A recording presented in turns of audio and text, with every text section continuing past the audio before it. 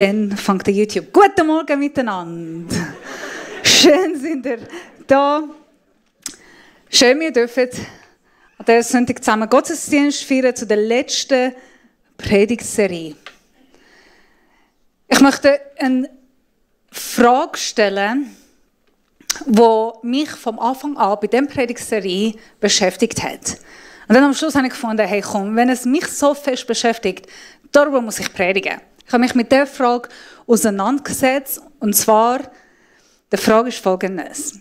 Im Neuen Testament, wir lesen von Jesus, von den Jungen, die am Sabbat nicht gehalten haben gegessen, Pharisäer gehen zu Jesus und sagen, hey, die Jungen, die halten nur den Sabbat. Und Jesus sagt die bekannte Vers, wo eigentlich Selin hat darüber predigt. In Markus Kapitel 2, Vers 27, Jesus sagt, und er sprach zu ihnen, der Sabbat wurde um des Menschen Willen gemacht und nicht der Mensch um des Sabbats Willen. Doch aber in all 5 Bücher von Mose, in all Büchern von Mose, wir lesen etwas anderes. Ein Beispiel. 2. Mose 20,10. Aber der 7. Tag ist ein Sabbat für den Herrn, dein Gott. Überall, wo du würdest in der Mose, also 1., 2., 3., 4., 5. Mose lesen über Sabbat, wir lesen, dass der Sabbat ist der Tag den Herrn. Und da kommt jetzt ein Dilemma. Ist es Sabbat für Gott oder für Mensch? Ist es ein Widerspruch? Gott sagen wir zusammen oder nicht? Und eben von Anfang an denke ich, hey, das wäre ein guter Predigtthema, oder? Niemand, doch eine Person nickt und sagt, ja, spannend. Ist Sabbat wirklich ein Tag für Gott oder so wie Jesus sagt, ein Tag für mich? Was ich auch interessant finde beim Thema Sabbat. Gott schuf die Erde, Himmel, alles in dem hinein. Und dann, er nimmt den 7. Tag, er trennt den 7. Tag, er segnete den Tag und nennt ihn heilig. Sabbat ist keine nachträgliche Idee. Es ist kein Plan B. Es ist nicht Gottes Plan, weil wir Menschen erschöpft sind, weil wir Menschen müde sind. Als Gott den Sabbat gemacht hat, hat er nicht gedacht, irgendwann kommen Menschen, die werden sündigen, die müssen fest arbeiten, sie werden müde und sie brauchen einen Tag von Ruhe. Nein, das war nicht die Idee von dem Sabbat. Sondern er hat den Sabbat genannt, auch wenn wir nicht müde sind. Auch wenn wir keine Ruhe brauchen. Auch wenn wir pensioniert sind. Das stimmt überhaupt nicht. Die Pensionierten haben gar keine Zeit. Der Sabbat ist nicht Gottes Plan, um menschliche Erschöpfung zu lösen. Das ist Gottes Plan, um einen Tag auf der Seite zu stellen. Gott hat das selber gemacht, mit sich selber. Er hat einen Tag, einen Schritt zurückgegangen und seine Schöpfung genossen. Er hat es angeschaut, die Menschen angeschaut, die Berge, die Meer, die Tiere, die er gebaut hat, geschaffen hat. Und er konnte einfach geniessen. Der Sabbat zu ehren bedeutet, sich zurücknehmen und sagen, Gott, dein Werk ist gut. Und ich muss da innen nichts mehr machen. Ich muss dein Werk nicht verbessern. Ich muss es nur mehr drin schaffen und das noch optimieren, updaten. Dein Werk, das, was du geschaffen hast, ist gut. Es ist schön. Und ich darf in dem hinein geniessen. Ich darf zur Ruhe kommen. In dem, was du geschaffen hast. So erst, wir sagen, Sabbat ist der Tag von den Herrn, in dem, dass wir sagen können, du bist der Schöpfer der Welt, nicht ich. Ich bin nicht der Schöpfer, sondern du, Herr. Und ich genieße es. Ich komme zur Ruhe in dem, was du geschaffen hast. Aber es ist viel mehr als nur das. Sabbat. Wenn ich über Sabbat rede, wir haben schon vorher austauscht, von denen, die da sind, von denen, die daheim sind, haben nicht gewusst, wir haben kurz austauscht, wie sieht Sabbat für dich aus? Was heisst Sabbat für dich? Und ich glaube, tatsächlich nicht zwei Personen würden jetzt gleich sagen, das ist Sabbat. Jeder von uns hat unsere eigene Bedeutung von Sabbat. Das darf auch sein. Ich habe meine Reihenfolge vergessen. Ist okay. Ich komme wieder zurück, wenn ich mich daran erinnere, was ich sagen wollte. Der Sabbat ist ein Tag, wo wir Gott vertrauen können für das, was er macht. Ist ein Tag, wo wir zurückgehen und sagen, ich bin nicht der Versorger, ich bin nicht der Gott, ich darf Gottes Versorgung, Gottes Grosse, Gottes Treu vertrauen. Und manchmal, Zeit in der Wüste, schwierige Zeit, helfen uns, Gott besser, enger, tiefer vertrauen. Wir lesen von den Israeliten, die sind 40 Jahre in der Wüste gewesen. Und in der Wüste, wo kein Essen gibt, wo kein Wasser gibt, wo nichts ist einfach Wüste, haben sie extrem Gott gebraucht und sie sind extrem Gott abhängig gewesen. Und dann Gott kommt und sagt, hey, ich bringe euch zu essen. Jeden Tag gebe ich euch Manna. Und das wird euch ernähren. Und ihr könnt vertrauen, jeden Tag habt ihr das Essen. Und als Israeliten, sie haben das so fest gebraucht, jeden Tag, dass man rausgeht, am Morgen früh steht auf und schaut, gibt es heute Essen oder nicht? Kommt Essen vom Himmel oder nicht? Und so haben sie gelernt, Gott vertrauen. Aber Gott hat gesagt, 6 Tage gebe ich euch Essen, jeden Tag früh am Morgen, steht ihr auf, geht, sammelt so viel, wie ihr möchtet von dem Tag, wie ihr könnt essen. Aber am 6. Tag, wir lesen 2. Mose 16, 22, am 6. Tag sammelten sie doppelt so viel Brot und Moses sprach zu ihnen. Dies ist es, was der Herr geboten hat. Morgen ist ein Ruhetag, ein heiliger Sabbat für den Herrn. 6 Tage solltet ihr es sammeln, aber am 7. Tag, dem Sabbat, wird nicht da sein. Jetzt weiss ich, was ich früher sagen wollte. Ich rede von dem Sabbat und Sabbat hat unterschiedliche Bedeutung für jeden da.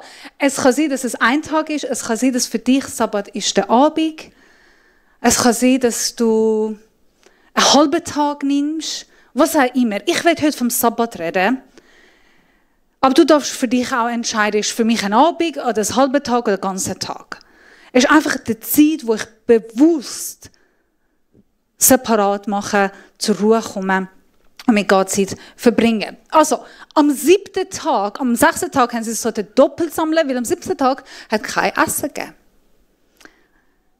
Das ist die höchste Prüfung. Vertraust du Gott oder nicht? Meint er das ernst oder nicht? Sie haben das gemacht, sie haben am 6. Tag viel Essen gesammelt und dann gewisse von den Israeliten haben nicht gemacht. Wir lesen in der Bibel, dass sie am 7. Tag, am Morgen früh sind aufgestanden, sind rausgekommen und haben kein Brot, Manna gefunden. Wie viele von uns machen wir genau gleich? Wie viele von uns, wir arbeiten und dann haben wir unseren Sabbat, sagen am Abend oder den ganzen Tag und wir wissen, das ist jetzt meine Ruhezeit und doch hocken wir vor dem Fernseher und denken mir, hey, ich sollte noch kurz meine E-Mails checken. Einfach geschwind meine Aufgaben zusammenschreiben. Einfach eine Liste von den Aufgaben. Was muss ich alles jetzt erledigen? Das könnte ich aber schon heute erledigen. Weißt du, das ist dann gemacht. Das ist easy. Wenn es nur eine ist, geht's. Aber wie oft an unserem Sabbat gehen wir durch unsere E-Mails, WhatsApp, To-Dos. Als Kind bei uns hat es geheißen, am Sonntag haben wir nicht dürfen Wohnung putzen. Das hat mega Spass gemacht. Das hat uns Freude gemacht. Wie streng sind wir da? Jetzt halt mit Wohnung putzen ist eine Sache, aber wenn man wenn man auch am Sabbat anfängt zu arbeiten?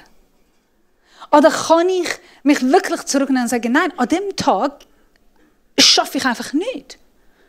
Ich tue mich bewusst von Arbeit wegnehmen. Schaffen wir das? Oder haben wir Angst, was, wenn ich nicht antworte? Was, wenn ich etwas verpasse? Ich habe eine Kollegin von mir, wo ihr Arbeitgeber, ihr Chef, hat die ganze Firma einen Tag pro Monat frei bezahlt. Also alle können einen Tag pro Monat bezahlt frei nehmen. Es klingt cool, oder?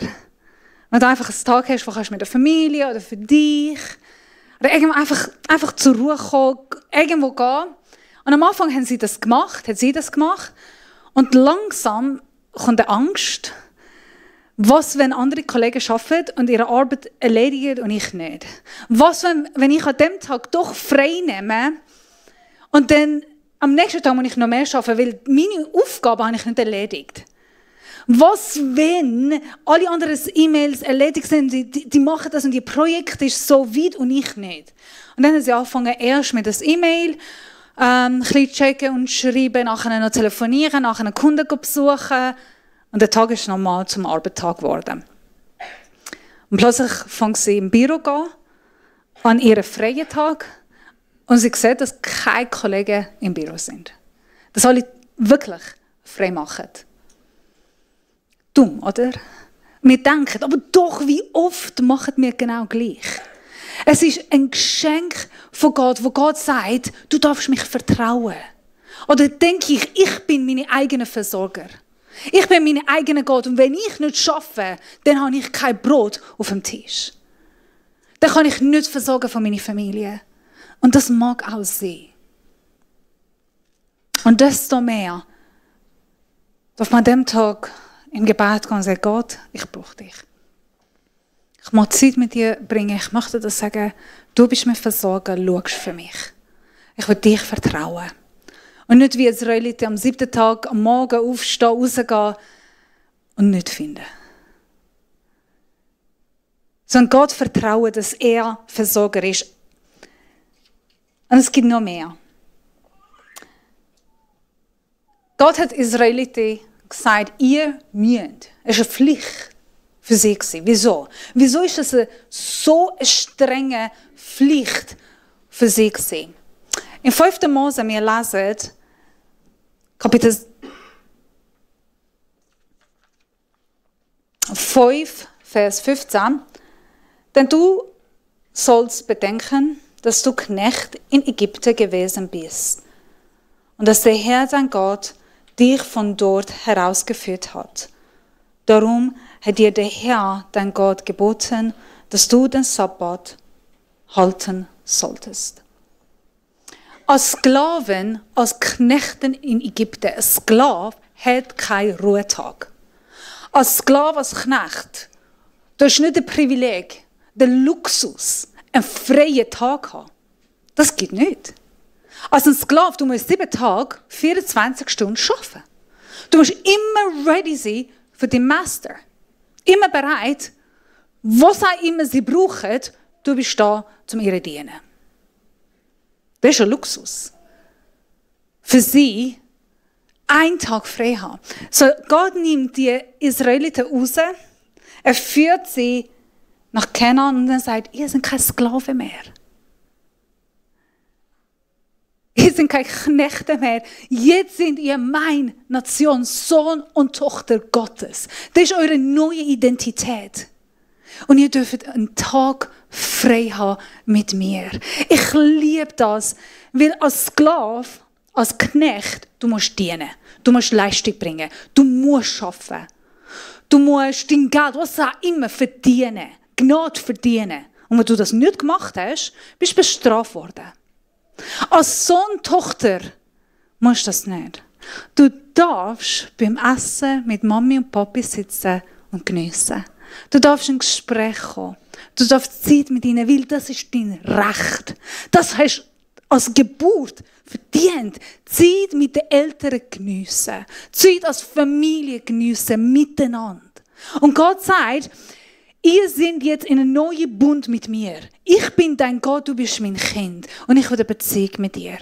Ich bin nicht dein Master, in dem er ist unser Herr, aber nicht, dass du jetzt Leistung bringen und meine Gnade verdienen. Ich will, dass du frei hast und doch Zeit mit mir verbringst. Ich will eine Beziehung mit dir geniessen. Es gibt einen bekannten Film, heißt auf Englisch The Fiddler on the Roof. Kennt ihr den auf Deutsch? Gut, die Jungen sowieso nicht. Das ist ein sehr alter Film. Als Kind haben wir den Film geschaut. Es geht um einen jüdischen Vater mit 5 Töchtern. Es ist ein Musical. Ich glaube, wenn ich einen von den Liedern singe, dann kennt ihr If I was a rich man. Yeah, okay, das kennen ihr gut. Also, die älteren Leute kennen. In diesem Lied, er ist ein armer jüdischer Mann und er muss viel arbeiten. Und ich liebe das Lied. Er geht in seine Barrel, in seinen Arbeitsplatz, schaut um und denkt, oh, ich muss so viel arbeiten. Und dann fängt er, If I was a rich man. Am Schluss von dem Lied sagt er etwas sehr stark, sehr schön. Am Anfang sagt er, wenn ich reich wäre, hätte ich eine riesige Wohnung bauen für meine Frau und sie schminken mit all Gold und all die Geld, das sie sich wünschen, die Kleider, die ich ihr geben kann. Und ich wäre auch ein reicher Mann, weil ich nur mit High-Level-Leuten reden und all diese Sachen. Und dann am Schluss sagt er, aber das Beste, wenn ich reich wäre, ich hätte Zeit im Tempel mit Gott geniessen. Ich hätte einfach im Tempel sein, ich hätte nicht arbeiten und ich konnte die Bibel mit im Tempel durchlesen. Als Kind, dieses Lied ist so bei mir geblieben, weil als Jude, es ist ein riesiges Vorrecht, dürfen am Sabbat nach dem Tempel gehen und einfach Zeit mit Gott verbringen. Das ist so eine Ehre und leider haben nur reiche Priester, Höhepriester, die ziemlich gut Geld hatten, können das hauptsächlich geniessen. Einfach einen Tag im Tempel verbringen, die Tora durchlesen, zusammen diskutieren, ein Gespräch beten. Wisst ihr, was für ein Privileg wir haben, dass wir am Sonntagmorgen in der Kirche kommen? Was für ein Privileg haben wir, dass wir dürfen eine Morgenzeit nehmen für eine Beziehung mit Gott in einer Gemeinde. Dass wir als Tochter und Sohn Gottes nur mehr als Sklave, nur mehr als Knecht zusammenkommen und miteinander Lobpreis machen und Gott anbeten. Das ist Sabbat. Zeit verbringen mit Gott als seine Kinder. So ein Luxus, was wir da haben. Es ist ein Privileg, das wir dürfen wirklich schätzen, in einer Kirche am Sonntagmorgen zusammen Sabbat feiern. Wir haben in Pastorenkonferenz letztes Jahr das Thema Sabbat gehabt. Und ein Professor, mag ich seinen Namen nicht erinnern, wisst ihr, wie hat er geheißen? Okay. Sehr gute Redner, er hat über Sabbat geredet. Er hat etwas erzählt, was sie als Familie am Sabbat gemacht haben. Ich habe keine Kinder, aber ich habe gedacht, hey, wenn ich Kinder hätte, dann würde ich genau das machen. Ich habe es mega spannend gefunden. Sie haben den Sabbat immer am Sonntag gemacht. Am Sonntagmorgen ist eine Zeit von Gott. Sie nehmen die Zeit bewusst ins Kirche gehen. Das ist Gotteszeit, das ist Anbetungszeit, das ist eine Gemeinschaftszeit. Und dann am Nachmittag geht Handy- und Internetverbot. Du hast den ganzen Nachmittagabend kein Internet in dem Haus. Und das haben die Kinder mega blöd gefunden. Und langsam haben die Eltern auch blöd gefunden. Weil die Kinder haben dann aufeinander Nerven gegangen, haben angefangen zusammenzustreiten und irgendwann angefangen auf die Nerven der Eltern zu gehen. Und irgendwann haben die Kinder herausgefunden, okay, auf Nerven gehen bringt uns nicht viel, lass uns etwas anderes machen. Und zwar, sie haben angefangen, Spiele rauszunehmen und zusammen spielen. Und langsam, Sonntagnachmittag ist ihr Spieltag geworden. Familie, die am Tisch hockt und Spiele miteinander spielt.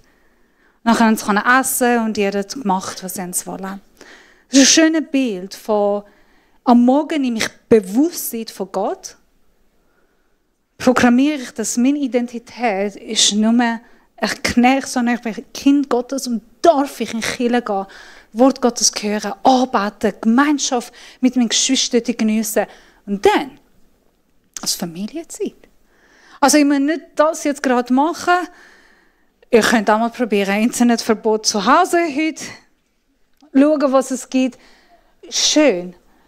Und es ist ein Privileg. Wir werden im Lobpreis einsteigen. Ihr dürft euch vorbereiten. Darf ich die nächste Folie haben? Ist Sabbat von Gott oder für den Menschen? Kann man sagen beides?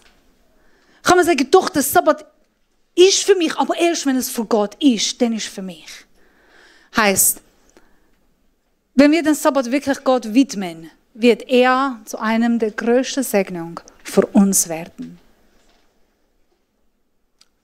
Wenn wir in Ruhe kommen, und die Schweizer machen das sehr gut. Berge gehen, in die Natur gehen, Gottes Schöpfung geniessen. Und mit dem auch programmieren, du bist der Schöpfer. Du bist Gott, nicht ich. Ich muss nicht verbessern, ich muss nicht schöpfen, ich muss noch mehr machen. Ich darf in dem, was du gemacht hast, zur Ruhe kommen. Es ist schön und es ist gut und es ist genug. Wenn wir lernen, loslassen, nicht aus Angst und aus einem FOMO, dass wir verpassen und ich muss noch schaffen und ich muss noch mehr erledigen, wenn ich loslassen und sage, Gott, ich vertraue dich. Ich vertraue, dass du Versorger bist. Ich vertraue, dass du für mich schaust. Ich vertraue, dass du es gut machst beim Arbeiten, bei dem Studium.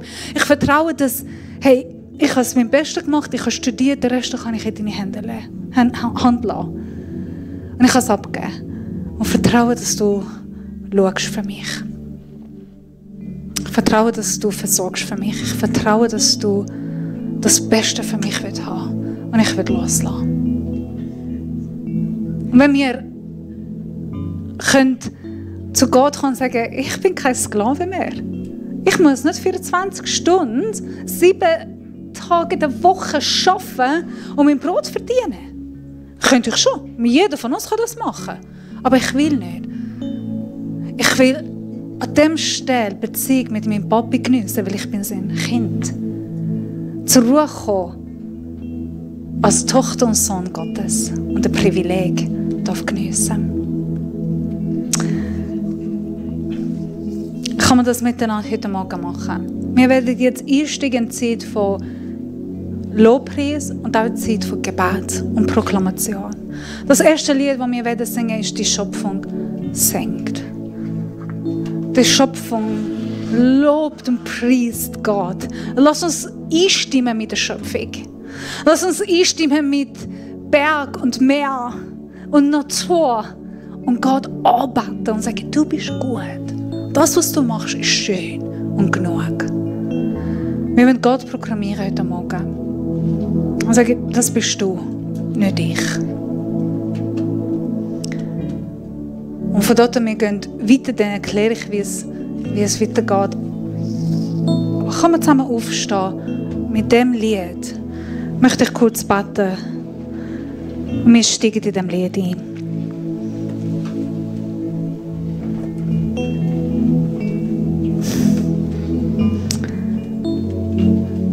Du bist allmächtiger Gott. Gibt es nicht besser, grösser, weiser, mächtiger als du. Unsere Hoffnung, unser Vertrauen, schau es in dir. Wir glauben und wir vertrauen, dass du treuer, gnädiger, guter Gott bist. Wir lieben dich. Wir sind dir dankbar. Als unser Vater, Herr, Schöpfer. Gott über alles. Himmel und Erde. Wir wollen dich loben und preisen. Amen.